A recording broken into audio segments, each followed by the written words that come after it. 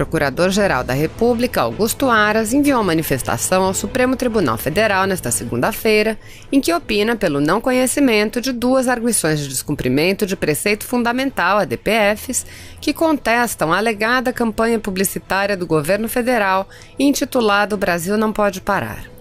As ADPFs 668 e 669 foram propostas pela Confederação Nacional dos Trabalhadores Metalúrgicos e pela Rede Sustentabilidade e estão sob relatoria do ministro Luiz Roberto Barroso. Conforme pontuou Augusto Aras, o instrumento processual é inadequado para combater a alegada lesão, pois somente deve ser utilizado de maneira subsidiária quando não houver outros meios.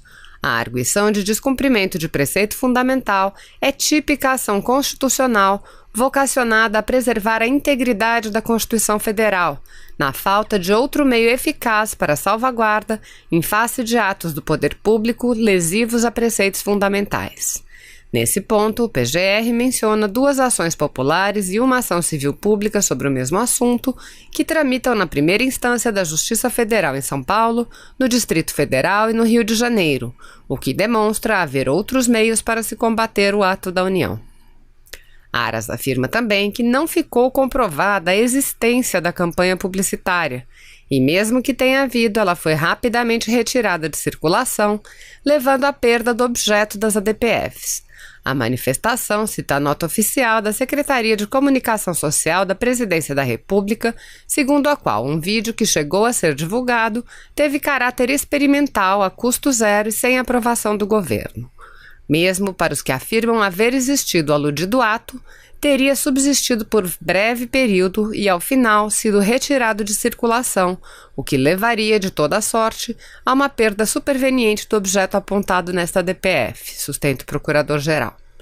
Por fim, o PGR afirma que o exercício da jurisdição constitucional não há de substituir a discricionariedade do Poder Executivo na definição de políticas públicas que tenham como base cenários em permanente mudança, como é o da pandemia. Para Augusto Aras, pretende-se com as ADPFs a substituição do juízo discricionário próprio ao Executivo na definição do momento oportuno para um maior ou menor grau de isolamento social. Vê-se que as decisões dos órgãos de governo sobre um maior ou menor isolamento social, como ferramenta de enfrentamento da epidemia, levam em consideração os avanços científicos, cujos esforços têm trazido a cada dia dados novos a serem considerados e dependem de cenários fáticos que estão em constante mutação, impossibilitando mesmo a existência de ato do poder público definitivo apto a ser examinado na via da ação de descumprimento de preceito fundamental, conclui o Procurador-Geral. Ouça trecho da manifestação do Procurador-Geral da República. A ausência de bases concretas e seguras a fundamentar a alegada violação do direito à saúde. Limites da jurisdição constitucional na intervenção de atos de governo. É público e notório que um dos grandes desafios que assolam todas as nações no combate às epidemias nacionais é o fato de tratar-se de doença nova, exigindo grande esforço cooperativo no plano interno e externo, compartilhamento de informações e constante ajuste de protocolos. Não só governos, mas organizações não governamentais e comunidades médica e científica buscam respostas tanto para a prevenção da contaminação em velocidade incompatível com a capacidade dos sistemas de saúde, como para a busca de vacinas e de medicamentos curativos. Há igualmente preocupação compartilhada por todos com os efeitos do isolamento social, que vem sendo adotado como principal meio de controle da velocidade de contágio, não só sob o aspecto da saúde mental e emocional das pessoas, mas sobretudo considerados os impactos para a economia local, nacional e global. No particular, os impactos estruturais do isolamento social para a economia são potencialmente danosos não só ao direito à saúde, uma vez que a paralisação de estruturas produtivas e de consumo tem o potencial de atingir uma pleiade de outros direitos fundamentais apoiados na dignidade da pessoa humana, sobretudo da liberdade, bem como os valores sociais do trabalho e da livre iniciativa, todos igualmente fundamentos da República Federativa do Brasil. No Brasil, o isolamento social tem sido uma das ferramentas de enfrentamento da epidemia.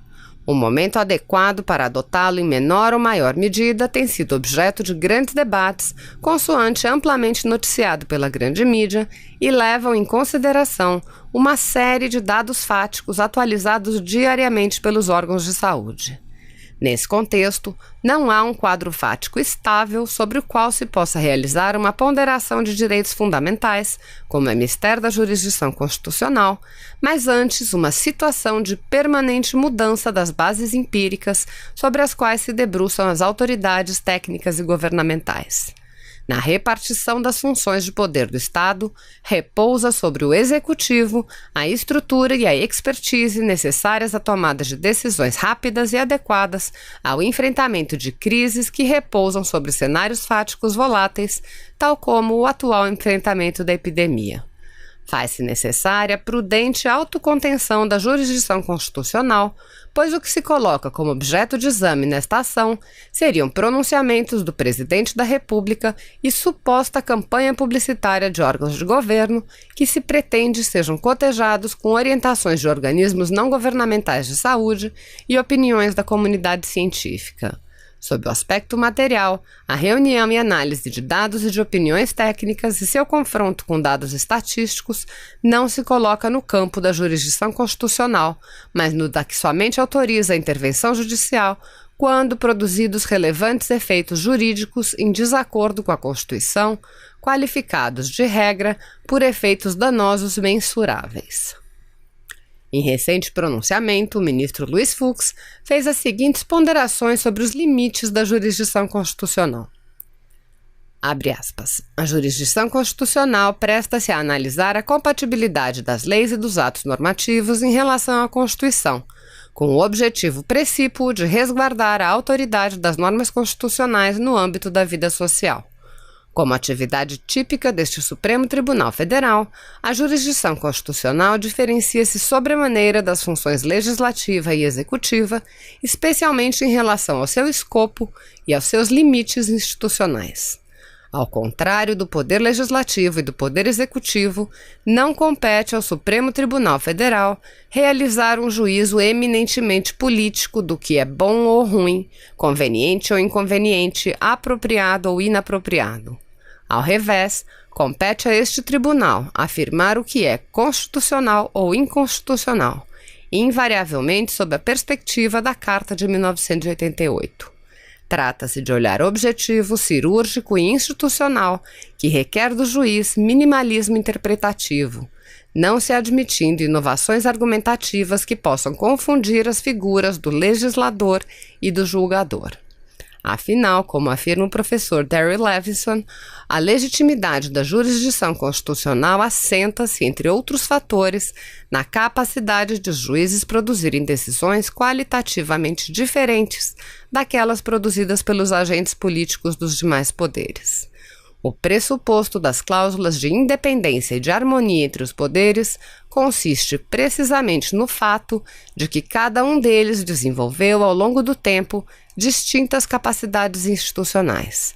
Não fossem distintas as habilidades de cada um dos poderes, não haveria necessidade prática de haver separação entre eles.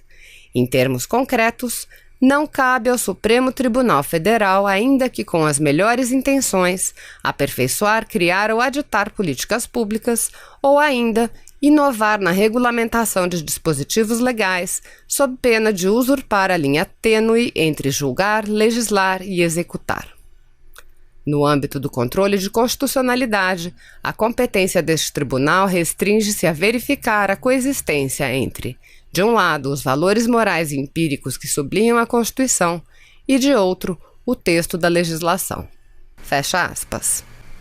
Na ADPF 672, em decisão liminar, o relator, ministro Alexandre de Moraes, pronunciou-se no seguinte sentido.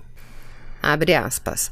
Ressalte-se, entretanto, que o caráter discricionário das medidas realizadas pelo Presidente da República, bem como de suas eventuais omissões, é passível de controle jurisdicional, pois está vinculado ao império constitucional, exigindo a obediência das autoridades ao direito e, em especial, ao respeito e efetividade aos direitos fundamentais. Não compete ao Poder Judiciário substituir o juízo de conveniência e oportunidade realizado pelo Presidente da República no exercício de suas competências constitucionais. Porém, é seu dever constitucional exercer o juízo de verificação da exatidão do exercício dessa discricionariedade executiva perante a constitucionalidade das medidas tomadas, verificando a realidade dos fatos e também a coerência lógica da decisão com as situações concretas. Se ausente a coerência, as medidas estarão viciadas por infringência ao ordenamento jurídico constitucional e, mais especificamente, ao princípio da proibição da arbitrariedade dos poderes públicos, que impede o extravasamento dos limites razoáveis da discricionariedade, evitando que se converta em causa de decisões desprovidas de justificação fática e, consequentemente, arbitrárias. Fecha aspas. Naquela DPF está em jogo a verificação da observância dos limites materiais da atuação dos entes federativos, considerada a repartição de competências estabelecidas na Carta de 88. Aqui, contudo, pretende-se a substituição do juízo discricionário próprio ao Executivo na definição do momento oportuno para um maior ou menor grau de isolamento social, considerada a ponderação entre o limite de sistema de saúde de um lado e o limite do sistema econômico de outro, em um jogo de equilíbrio apto a compor um ponto ótimo de concretização dos direitos fundamentais da população brasileira. Tal juízo discricionário de ponderação, contudo, considerada a epidemia nacional, faz-se tendo por base dados fáticos em constante e rápida mudança, permeados por dificuldades técnicas de toda sorte, próprios ao trato de uma crise sem precedentes e que são coletados e analisados diuturnamente pelos diversos órgãos técnicos envolvidos. Verifica-se, a título exemplificativo, publicação oficial veiculada no sítio eletrônico do Ministério da Saúde, em 6 de abril de 2020, que a pasta da Saúde define critérios de distanciamento social com base em diferentes cenários, contendo a seguinte orientação. A partir da próxima segunda-feira, dia 13, os municípios e estados do país que não tiverem ultrapassado o percentual de 50% de ocupação dos serviços de saúde após a pandemia podem iniciar uma transição para um formato onde apenas alguns grupos ficam em isolamento. A medida é recomendada desde que haja oferta de leitos e respiradores, equipamentos de proteção individual para o trabalho de profissionais de saúde e testes de diagnóstico.